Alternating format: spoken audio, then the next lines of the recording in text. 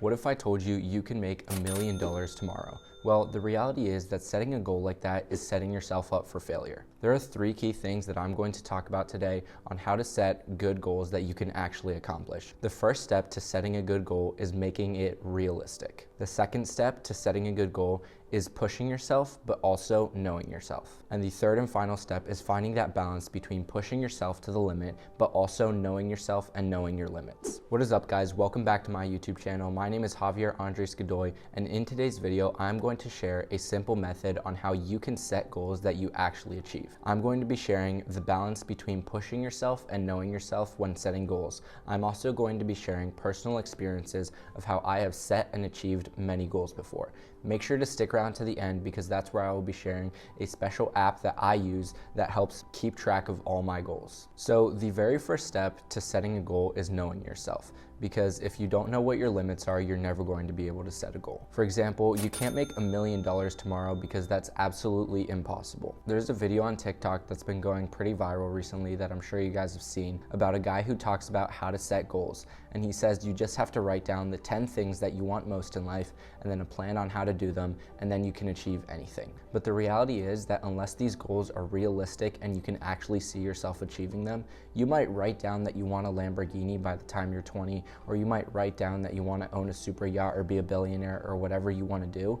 But if these are unrealistic goals, your mind will shut off on you and you won't do the necessary steps to get to that goal. When I was a freshman in high school, I ran track, and one of my goals that I set was to get better at my mile time. When I first started, I wanted to run a sub 6-minute mile. And I know what you guys might be thinking, that's a pretty bad time, but when I first started out, that's all I wanted to do. After my first meet, I had already beaten that goal and I ran a 5:45 mile time. From then on, my goal was to run a 5:30 mile time. And for a long time, I really struggled throughout the entire season to hit this time. The reason is because I wasn't pushing myself enough. Although I knew I could probably attain a 5:35, I wasn't pushing myself enough to actually get the best results. So one day, my track coach, who was a huge help for me my freshman year, talked to me about setting a more lofty goal and maybe somewhat out of my reach. That goal was to run a sub 5-minute mile. Now, if you guys know anything about running miles, 30 seconds difference is an insane jump. So I had no idea how I was going to be able to jump from never even running a 5:30 to running a sub 5-minute mile. But we did all the math and worked out the splits that I had to run in order to run that mile. And on my next meet, I was actually able to PR and run a 5:15 mile, which is still my fastest mile time ever.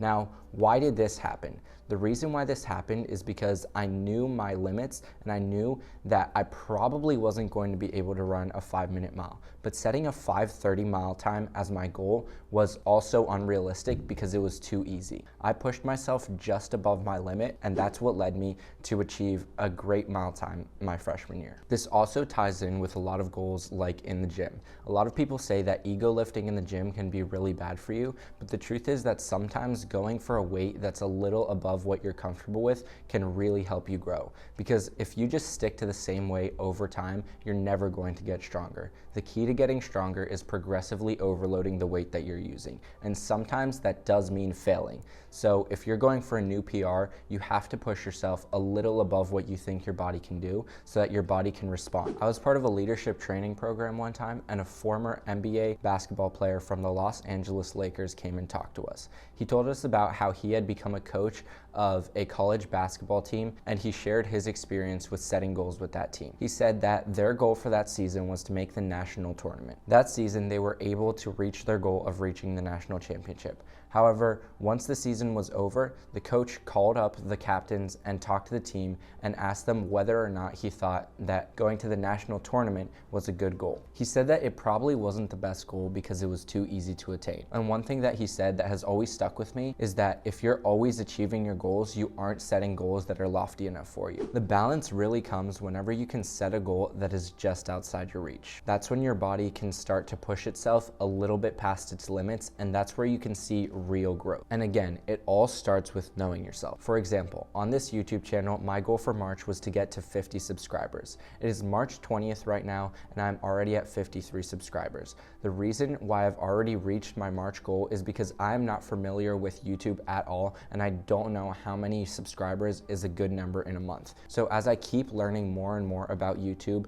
and how my channel is growing, I can set more realistic goals, making sure to be lofty every single time so that I'm pushing myself to make better content so that I can reach my subscriber goals. The final tip that I would give to you guys is to set process-based goals, but make sure you can still measure them. Because remember, goals are just checkpoints in your overall journey. The real success comes in the whole journey of you changing from a person who wasn't achieving their goals and wasn't doing anything with their life to somebody who's actually accomplishing things and feels fulfilled because they're crushing their goals. So the key here is to know your limits and set your goals just past your limits. And after that comes the plan that you need to execute in order to achieve your goals. An app that I would recommend that I have been using recently to track all of my goals is called Notion. On this app, you can set your overall vision and mission and then set goals under that, which is what will help you achieve that vision and mission. I use this app almost every day and I'm constantly checking up on my goals so that I'm always focused and keep in mind my purpose and mission in life. You can also attach a widget to your home screen if you have an iPhone so that you can always have your goals clearly in front of you. These would be my best tips for how to actually set goals and crush them. So remember to start by knowing yourself and knowing your limits. And once you know that, set goals that are just past your limits. Also remember, if you keep consistently hitting your goals over and over, you should probably think about setting loftier goals, because the loftier goal you might not be able to hit, but you will get farther than you could before. Find the balance between pushing yourself and knowing yourself. And remember to embrace reality. You have to know yourself, but you have to also be able to push yourself to the limit and a little bit farther. That's basically it for today's video. If you enjoyed anything at all in this video, remember to subscribe, leave a like, and a comment down below. And remember, you've got what it takes, but it'll take everything you've got.